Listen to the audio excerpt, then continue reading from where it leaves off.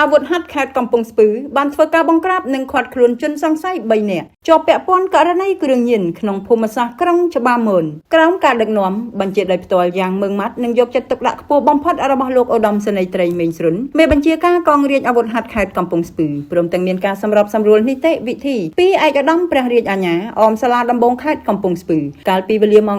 11:30 នាទីនៅថ្ងៃទី 12 ខែកក្កដាឆ្នាំ 2026 ការិយាល័យប្រឆាំងគ្រឿងញៀនបានទទួលជនសង្ស័យចំនួន3នាក់ភេទប្រុសពាក់ព័ន្ធករណីគ្រឿងញៀនពីអង្គភាពនគរបាលយុត្តិធម៌ដោយកាលពីវេលាម៉ោង 23:50 នាទីនៅថ្ងៃទី 10 ខែកក្កដាឆ្នាំ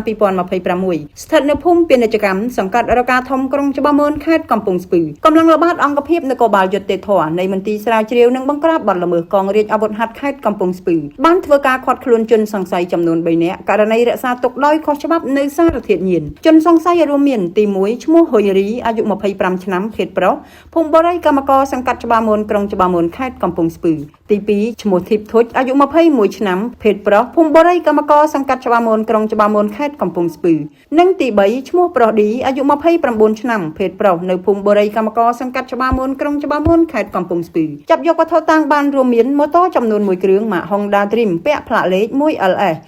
7635ទូរស័ព្ទចំនួន3គ្រឿងម្សៅក្រាមសថ្លាសង្ស័យជាសារធាតុញៀនចំនួន2កញ្ចប់ទម្ងន់ 0.13 ក្រាមកែវជក់គ្រឿងញៀនចំនួន2និងកាបូបដៃចំនួន2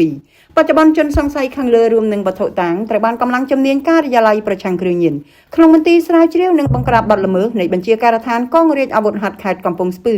កសាងសំណុំរឿងបញ្ជូនទៅសាលាដំបងខេត្តកំពង់ស្ពឺដើម្បីចាត់ការតាមនីតិវិធី